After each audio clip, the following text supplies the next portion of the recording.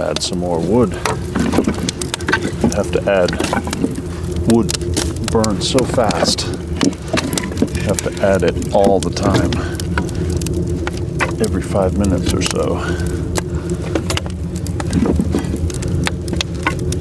Burns fast and hot.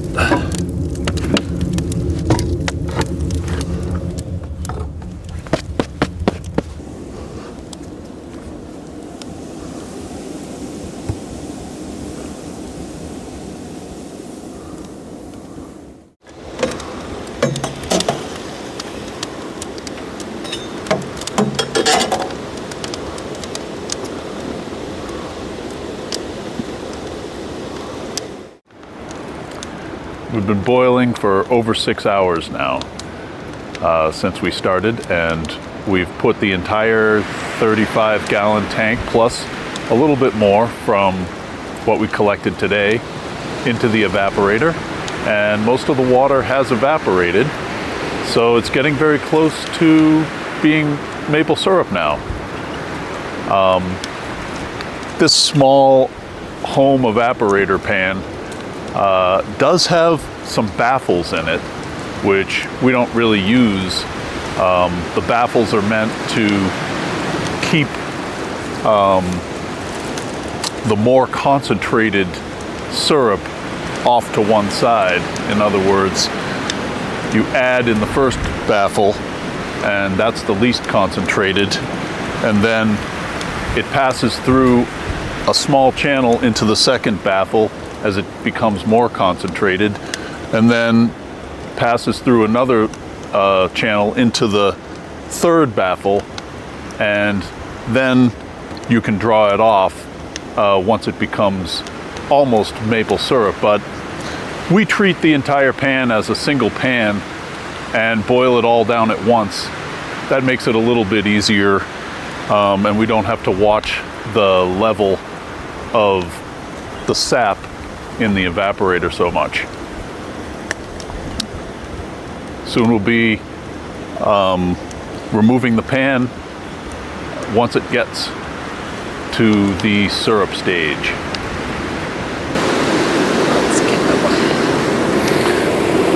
There we go. All right.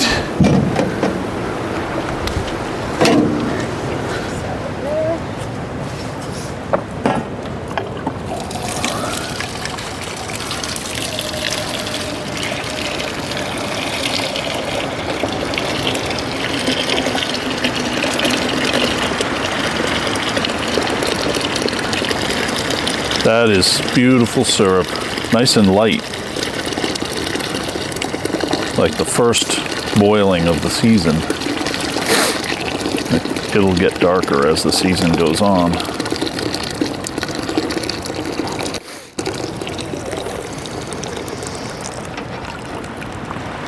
The last stage of making maple syrup is the finishing process, where we bring the syrup in, put it on the stove, and bring it back up to a boil to make sure it's the exact syrup consistency. And then we take the heated syrup and put it through a cloth filter, and that filters out the last bit of the fine impurities, and after that it will go into these jars and be stored away for when we need it.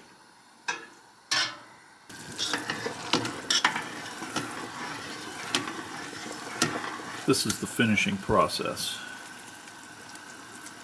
on the stove. Bring it to a boil, check for consistency with the drip test. Yeah, that is super thick. Then put it through the filter.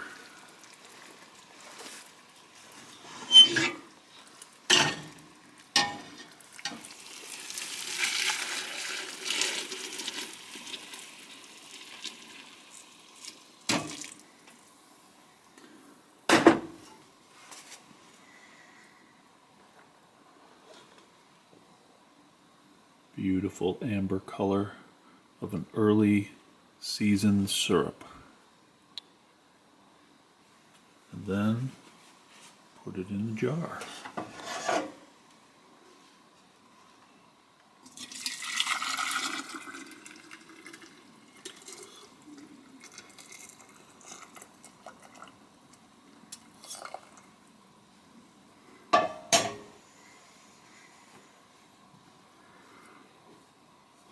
Pure maple syrup.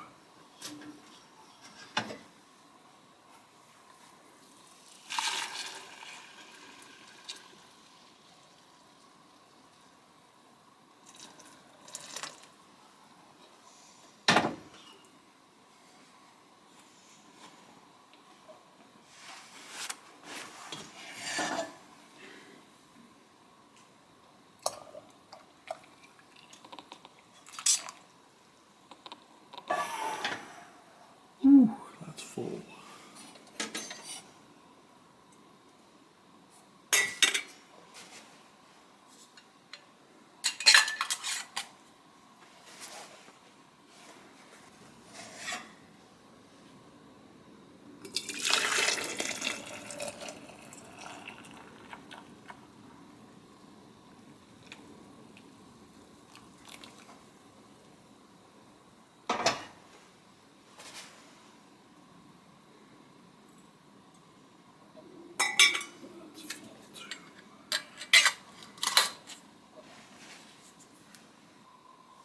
Here is the product of our first boiling of the season. We got about 1.5 gallons of syrup from about 40 gallons, maybe 50 gallons of sap. And we'll be making syrup a few more times this year, as long as the sap keeps running, which it should for the next few weeks and maybe a month. It's a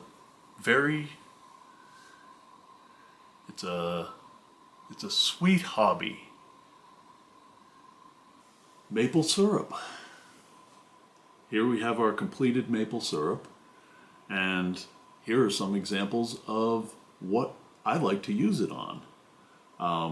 Maple syrup can be interchangeable with anything you would put sugar in, except instead of just being sweet, it's got sweetness plus the maple flavor. So I like to put it in my tea, for instance. Ooh, just a little dab there. You can use maple syrup on top of yogurt or ice cream to give it sweetness plus maple flavor. And best of all, you can put it on your pancakes. These are Swedish pancakes. They're like crepes, only they're thicker and have more flavor.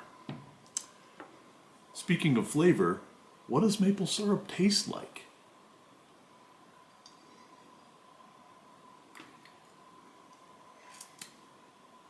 It's very sweet, and it's buttery, and it has kind of a caramel flavor as well, kind of like brown butter and caramel, all mixed together.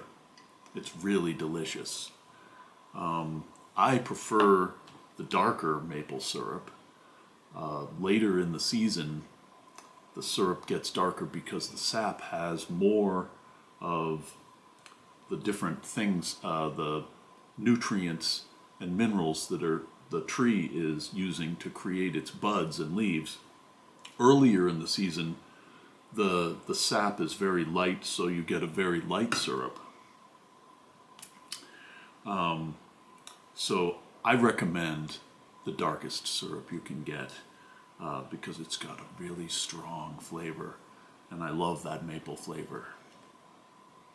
So, thank you very much for coming on this maple journey with us, and we'll see you next time.